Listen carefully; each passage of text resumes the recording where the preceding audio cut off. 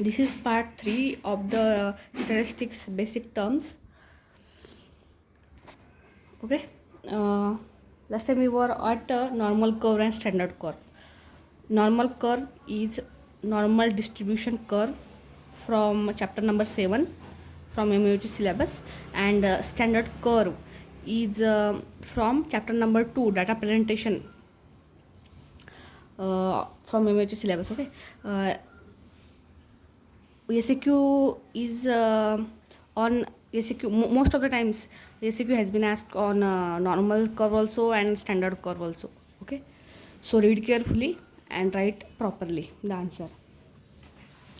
Beta level. Beta levels. The beta level means beta. Okay, its synonym is beta. Is the probability of committing a type 2 error in a hypothesis analysis which entails agreeing to null hypothesis when it is not true. मुझे खुद को भी समझ नहीं आया. I will read again. Beta level, that is beta, is the probability of committing a type 2 error in a hypothesis analysis which entails agreeing to null hypothesis when it is not true.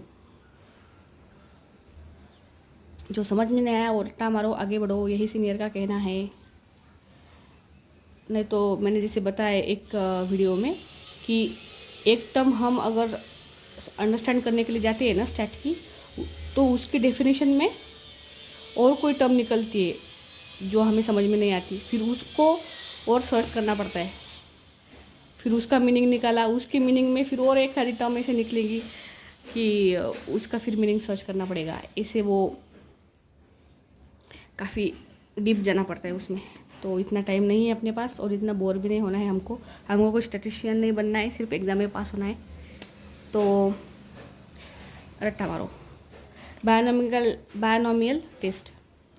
When a test has two alternative outcomes, either failure or success, and you know that the possibilities of success are, and you may apply a binomial test. People use a binomial test to determine if an observed test outcome is different from its predicted outcome. Observed outcome is different than predicted outcome, then we will use binomial test. Okay, I will read again. Binomial test.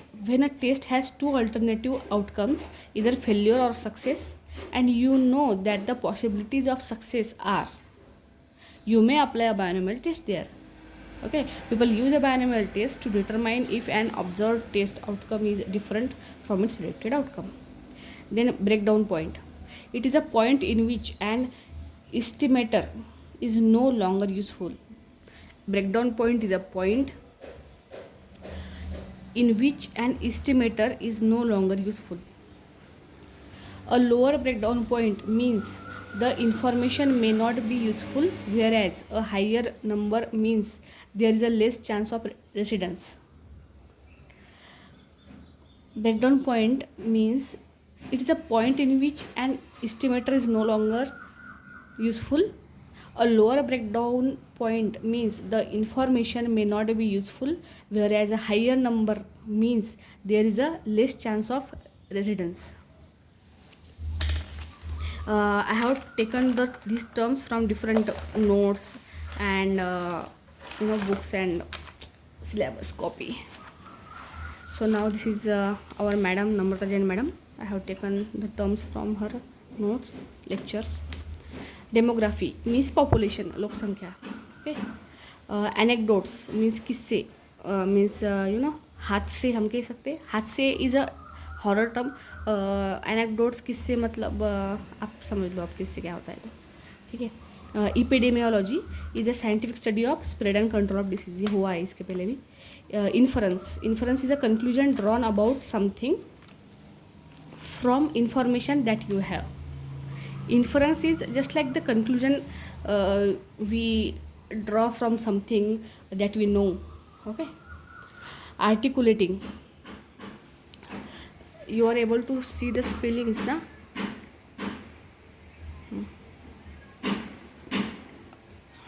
Articulating means to express ideas, feelings freely and clearly. देखो ये statistics कैसा subject है ना।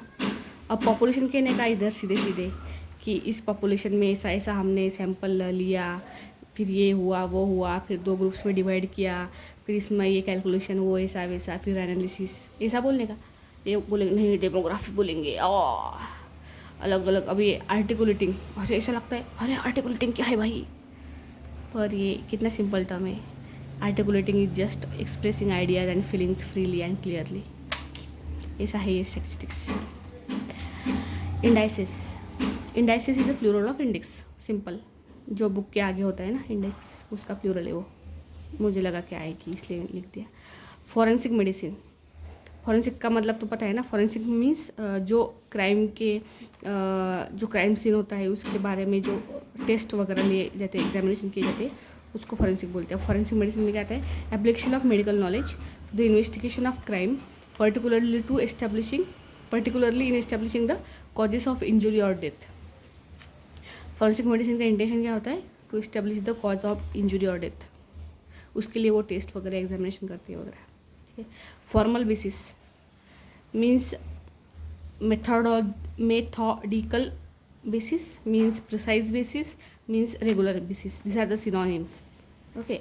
formal basis means methodical basis means precise basis means regular basis। meaning of it is which follows the rule। formal obedient, obedience बच्चा की तरह वो follow करता है सब rule, okay. intrinsic, intrinsic means basic, belonging to the real nature of that thing।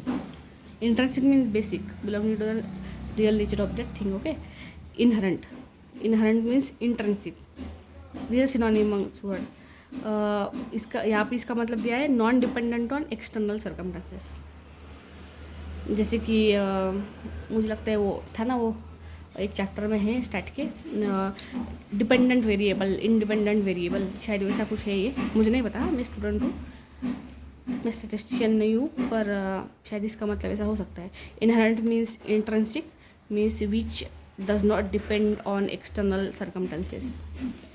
Census, census means official count of people living in country with information of their age, job, etc। Census जिसको बोलते जनगणना, हम छोटे बच्चे थे ना, हमारे childhood में घर पे वो लोग आकर के घर, तुम लोगों के घर में कितने लोग हैं, बच्चे कितने हैं, क्या है, वो ऐसा रिकॉर्ड रखते थे, that is census, okay. Official count of people in country. अब देखो मैनिपुलेटिंग, मैनिपुलेटिंग तो पता है सबको, to influence somebody so that he और शी डज और थिंग्स व्हाट यू वांट। अब स्टैटिस्टिक्स में इसको कैसे ये करते हैं कि जो हम रिसर्च वर्क करते हैं, ठीक है, या छोटा सा टास्क भी कुछ अगर रिसर्च या स्टैटिस्टिक्स में हम करते हैं कंडक्ट, तो उसका जो रिज़ल्ट है वो रिज़ल्ट वैसा आना चाहिए। इसके लिए जो ऊपर का जो रहता है ना सारा माल, वो हम डिस्टर्ब करते हैं, दैट इज़ मैनिपुलेटिंग, ओके। जैसे कि मैथ में हम सब ने किया होता है थोड़ा बहुत कि मैथ का समझो एक मैथ का प्रॉब्लम टीचर ने दिया, उसका आंसर, फाइनल आंसर किसी होशियार स्टूडेंट ने बता दिया क्लास में, तो बाकी के सब स्टूडेंट्स क्या करते हैं, वो होशियार ने जो आंसर बताया ना वो बराबरी होगा करके उस आंसर के पास अपने कैलकुलेशन लेकर के जाते हैं। तो समझो अगर प्रॉब्लम होगा, उसके इतने कैलकुलेशंस होंगे ना और उसका आंसर, तो वो लोग क्या करते, प्रॉब्लम लिखते, नीचे आंसर लिखते, और बीच में का जो रहता वो ऐसा एडजस्ट करते कि ये आंसर फाइनल आना चाहिए, ऐसी मल्टीप्लिकेशन ये वो ऐसा वैसा करेंगे, ऐसा होता है। तो that is one of the manipulation. तो वो कैसा, यहाँ पर मैनिपुलेटिंग का ये लोकल मतलब बताया है, पर मुझे ऐसा लगता है कि स्टैटिस्टिक्स का मैनिपुलेटिंग का मतलब यही होता होगा, ठीक है, जो मैंने मैथ्स के बारे में बताया। Regression, regression analysis, set of statistical processes for estimating the relationship between a dependent variable and one or more independent variable। Regression analysis is a set of statistical process for estimating the relationship between a dependent variable and one or more independent variables, okay। set of statistical process for estimating the relationship between one dependent variable and one or more independent variable. Conjectures, spelling देखो, CONJECTURES. Conjectures, ये बहुत अलग लगा मुझे word, ठीक है ना.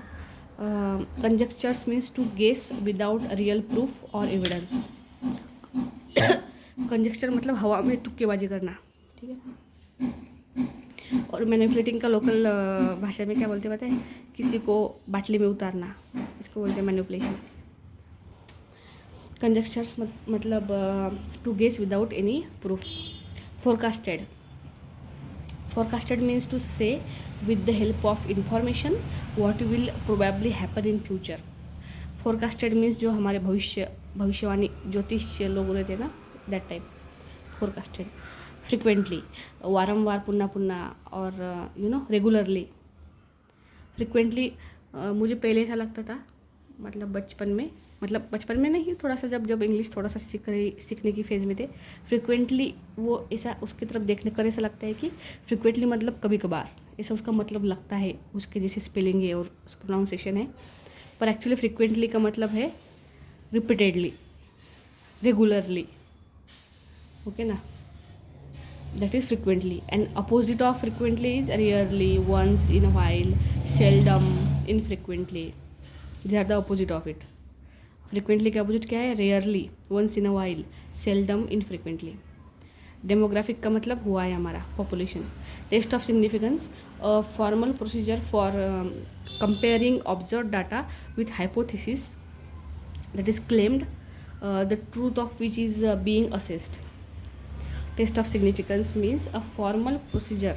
It is a formal procedure for comparing observe data with hypothesis which is claimed the truth of which is being assessed. Conventional, always behaving in a traditional or normal way. Conventional means what? Always behaving in a traditional way, normal way, that is conventional. इससे एक बात समझ लो भाई, traditional way is a normal way and modern way is an abnormal way. Next is, अब ये आगे की जो टर्म्स है ना सिलेबस की, वो सब मैंने मतलब जो ये अपना MUHS का सिलेबस है, देखो ये सारा MUHS का सिलेबस है. तो इस सिलेबस से मैंने ये सब टर्म्स वगैरह लिए हैं, ठीक है ना. तो ये अब एकदम ऑफिशियल टर्म्स है, ठीक है. तो statistics, the discipline that concerns the collection, organization, analysis, interpretation and presentation of data. अब ये सब के हमने मीनिंग पहले देख लिए, ठीक है. इंटरप्रिटेशन का मीनिंग देख लिया, एनालिसिस का मीनिंग देख लिया, प्रेजेंटेशन तो हमको पता है, ऑर्गेनाइजेशन भी पता है, ठीक है. ऑर्गेनाइजेशन मतलब जैसे हम घर में कबोर्ड होता है और कपड़े ऑर्गेनाइज करते हैं ना, उसमें घर के कपड़े, बाहर के कपड़े, फंक्शनल ड्रेसेस अलग अलग इसमें ऑर्गेनाइज करते हैं, वैसा ये इसमें भी रहता है. सो स्टैटिस्टिक्स इज, आप लोगों को दिख रहा है ना, हाँ. Statistics is the discipline that concerns the collection, organisation, analysis and interpretation, presentation of data. कितने आ गए इसमें? 1 2 3 4 5. Statistics is the discipline that concerns the collection, organization, analysis, interpretation and presentation of data. Okay. Next term is relevance. Relevance means what कि एक दूसरे से जुड़े हुए हैं, ठीक है. ऐसा इन शॉर्ट इसका मतलब है. इसकी डेफिनेशन देखो, थोड़ी लंबी है. Concept of one topic being connected to another topic in a way that makes it useful to consider second topic while considering the first topic. समझ में आया ना? Relevance means concept of one topic being connected to another topic in a way that makes it useful to consider second topic while considering the first topic. Okay. Biostatistics, simple. Statistics ही पर किस में? Biological things में. जैसे कि application of statistical techniques to scientific research in health related fields and development of new tools to study these areas. समझ में आया ना? ये इजी है. Utility, a numerical measure of satisfaction. What is utility? A numerical measure of satisfaction. मतलब ये हमारे real life में भी अप्लाई होता है. यूटिलिटी, अगर तुम्हारी यूटिलिटी अच्छी है, मतलब तुम अगर कुछ काम के हो, का मतलब होता है कि तुम्हारी मम्मा या तुम्हारी बीवी तुम्हारे हेल्प से सेटिस्फाइड है, ऐसा इसका मतलब हुआ. Then interpretation means the process of using. ये हमने देखा, ये एक उसी टाइप की डेफिनेशन है. Interpretation is the process of using diverse analytical methods to review data and arrive at relevant conclusions. ये डेफिनेशन का और हमने जो फर्स्ट पेज पर इंटरप्रिटेशन की डेफिनेशन देखी, दोनों का मीनिंग एक ही है. Then nominal scale. Nominal scale is a measurement scale. Nominal scale is a measurement scale in which numbers serve as tags or labels only to identify or classify an object. It normally deals only with non-numeric, that is quantitative variables. देखो nominal scale जो है ना, ये measurement scale in which numbers serve as tags or labels only to identify or classify an object. It normally deals only with non-numeric variables, मतलब quantitative variables. ठीक है. Ordinal scale, this is the only scale which is qualitative. देखो 4 type की scale है: nominal, ordinal, interval and ratio scale. Out of these 4 scales, only the ordinal scale is the one scale which is qualitative in nature, and remaining 3 are quantitative. Ordinal scale, from name we can say ordinal, that is order. Order means ascending order, descending order, that type. Okay, this scale includes statistical data type where variables are in order or rank but without a degree of difference between categories, that is qualitative data. It places variables in order only permitting to measure the value as higher or lower in scale. I'll read again. Ordinal scale, that is order. This scale includes, order is not a synonymous, okay, it is just a trick to remember it. This scale includes, it is understandable, okay na? This is not, I mean, I am able to understand this. This scale includes statistical data type where variables are in order or rank but without a degree of difference between categories. It's qualitative data. It places variables in order only permitting to measure the value as higher or lower in scale. Okay. Interval scale, a quantitative measurement scale where there is a order. The difference between the two variables is meaningful and equal, and the presence of zero is arbitrary. It measures variables that exist along common scale at equal intervals. I'll read again. Interval scale is a quantitative measurement scale where there is an order. The difference between the two variables is meaningful. यहाँ पर क्या था? Without a degree of difference. Interval scale में क्या है? The difference between the two variables is meaningful and equal, and the presence of zero is arbitrary. Now अब मुझे arbitrary समझ में नहीं आया, इसलिए मैंने सर्च किया arbitrary zero क्या होता है, वो हम आगे देखेंगे. ठीक है. It measures variables that exist along common scale at equal intervals. ठीक है, एक बार फिर पढ़ती हूँ. Interval scale is a quantitative measurement scale where there is a order. The difference between the two variables is meaningful and equal, and the presence of zero is arbitrary. It measures variables that exist along common scale at equal intervals. Okay. देखो मैं ना ये information को ज़्यादा अपने words में convert नहीं कर रही हूँ, क्योंकि एग्ज़ाम में हमें यही वर्ड्स यूज़ करने हैं, ऐसा ही हमको लिखना है। हम ऐसे जेरोक्स कॉपी एकदम 100% लिखेंगे ऐसे मैं बात नहीं कर रही हूँ, पर जितना हो सके उतना हमें ऐसे ही वर्ड्स, ऐसे ही स्टेटमेंट्स यूज़ करने होंगे एग्ज़ाम में, ठीक है।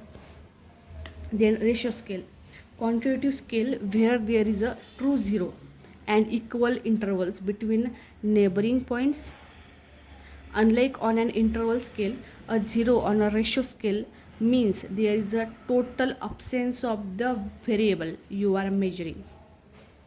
Ratio scale is quantitative scale where there is a true zero, means the zero that we use for all the things, okay, that is true zero, and equal intervals between neighboring points.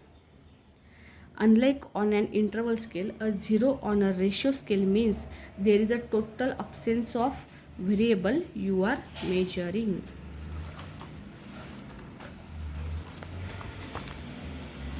Okay. अब देखो arbitrary zero. Arbitrary zero का मतलब होता है मनचाहा zero. मनचाहा zero means what? It is not a true zero, okay. अब true zero क्या है? जो हम यूज़ करते हैं ना 100 पर 2 ज़ीरो है, वो ट्रू ज़ीरो है। जो हम यूज़ करते हैं लोकल लैंग्वेज में या हिसाब किताब करते वक्त, that is true zero. And arbitrary zero मतलब क्या? मनचाहा ज़ीरो मतलब क्या? हम अपने मन से जहाँ चाहे वहाँ ज़ीरो लगा सकते हैं। मतलब कभी भी कहीं पर भी कितने भी ज़ीरो लगा पाना, तो वो जो ज़ीरो रहेगा उसको आर्बिट्ररी ज़ीरो कहेंगे, ठीक है। और ट्रू ज़ीरो क्या है? True zero is a zero in our measurement. There is no sugar in tea, means in tea presence of sugar is zero and this zero is true zero. समझ में? True zero क्या है? समझो अगर चाय में शुगर नहीं डाली है, इसका मतलब है कि शुगर का प्रेजेंस चाय में ज़ीरो है ना। तो वो जो ज़ीरो है वो ट्रू ज़ीरो है।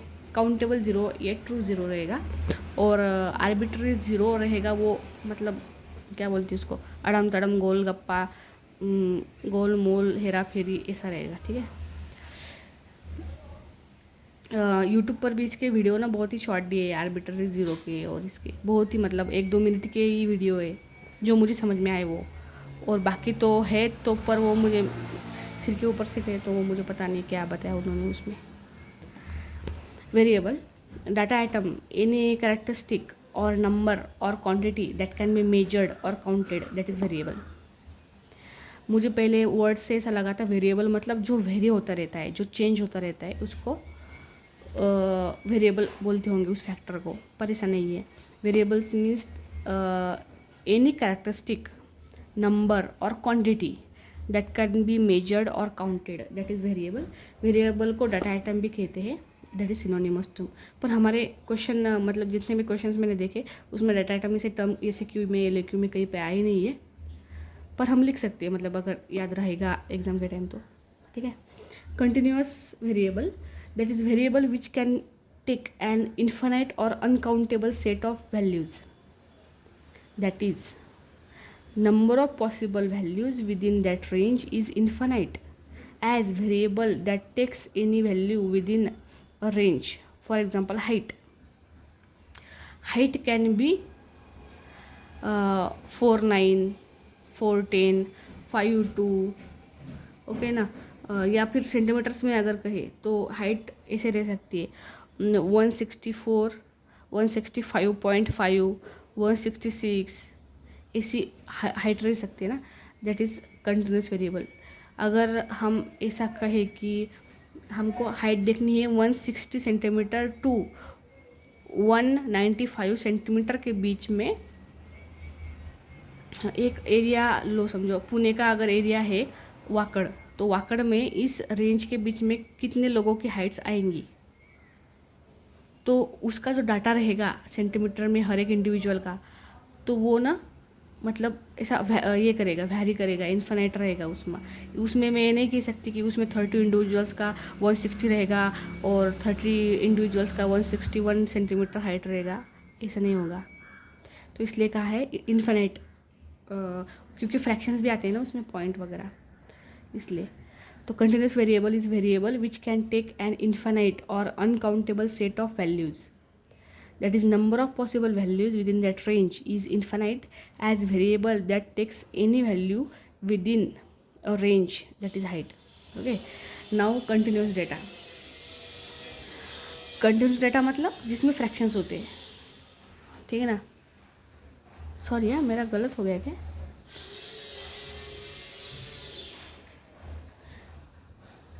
नहीं, बराबर है। continuous data, data that can be measured. This data has values that are not fixed and have an infinite number of possible values within that range. These measurement can also be broken down into smaller individual parts. Sorry for the background noise. हाँ,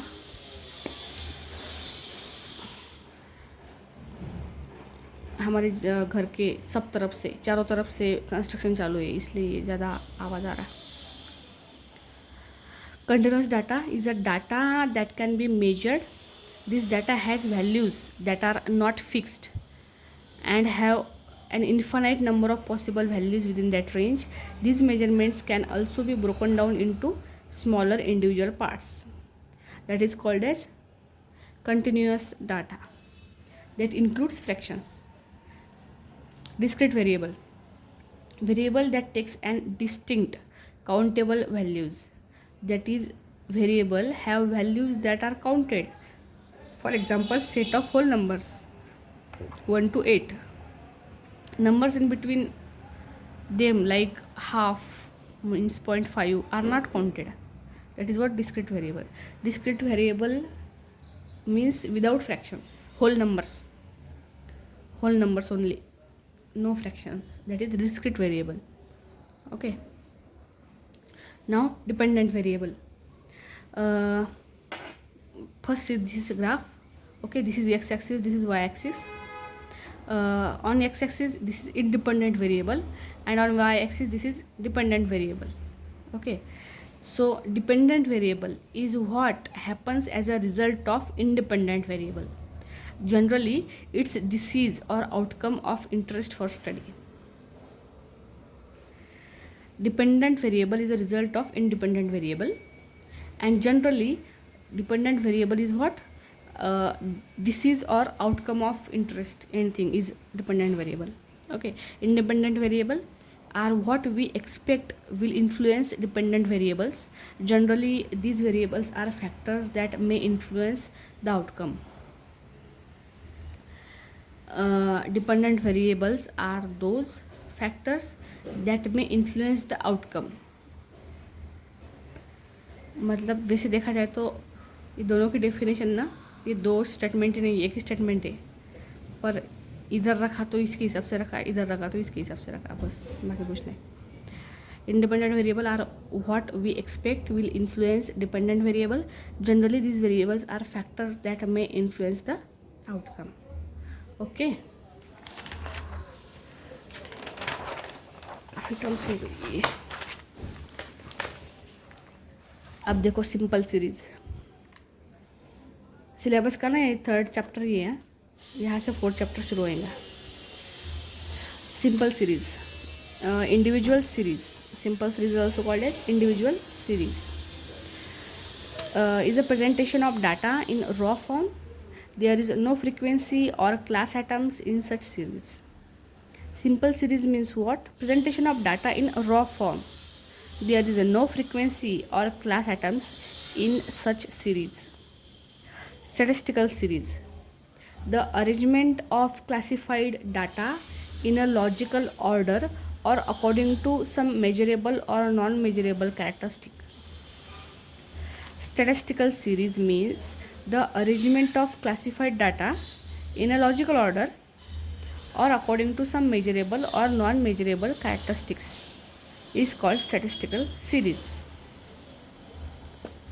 ठीक है, इसमें मुझे तो लगता है यहाँ पर रॉ फॉर्म को ये इतना भी याद रहेगा तो बाकी का फ्रेम कर लेंगे स्टेटमेंट, और ये logical order. Continuous series, the series in which observations are presented in different class intervals rather than by a single number, and the frequency represents the number of observations falling in that class interval. Continuous series means what? The series in which observations are presented in different class intervals rather than by a single number, and the frequency represents the number of observations falling in that class interval. That is continuous series. ये आता है समझ में थोड़ा थोड़ा ना, कैसा organise करना है, क्या करना है, मतलब क्या कहना है उनका, वो तो समझ में। Discrete series, series which represents discrete variables showing finite or exact values of different items in the series. क्या बोला? Series, discrete series means what?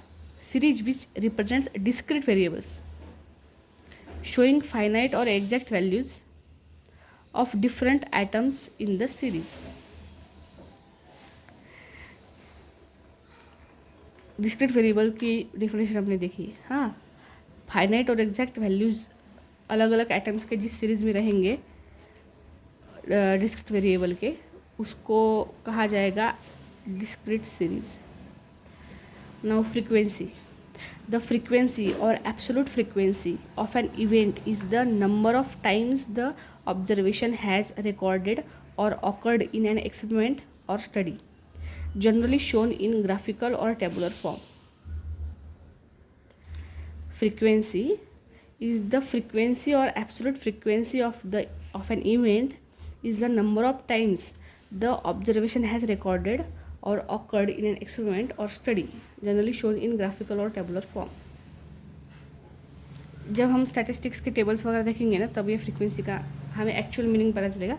ये वर्ड्स के लिए तो ये ठीक है। Central tendency, the statistical measure that identifies a single value as representative of an entire distribution. It aims to provide an accurate description of the entire data. It is the single value that is most typical or representative of the collected data. Central tendency, in short बताओ क्या? Central tendency में mean, median, mode आते हैं, ठीक है। Mean सबको पता होता है। मोड मतलब एक वैल्यू जो ज़्यादा टाइम आई है, सबसे ज़्यादा टाइम, उसको बोलेंगे मोड। और मीडियन क्या होता है? मिडल वैल्यू होती है वो डाटा की, अगर हम असेंडिंग ऑर्डर में या डिसेंडिंग ऑर्डर में अरेंज करेंगे डाटा को, तो ठीक है। तो सेंट्रल टेंडेंसी का मतलब ऐसा है होता है, पर अब ये है अब ऐसा। The statistical measure that identifies a single value as representative of an entire distribution. It aims to provide an accurate description of the entire data. It is the single value that is most typical or representative of the collected data. Okay, now mean. Mean is the average of the given set of values. Mean is average. Median. Median is the middle value of the given data when arranged in an order. Median क्या है? Middle value of the given data when that data is arranged in order. Mode is the value that is repeatedly occurring in a given set. That is mode. Okay, so यहाँ तक हो गया, काफ़ी लंबा हो गया ये वीडियो, ठीक है। आगे का हम पार्ट 4 में देखेंगे। Thank you.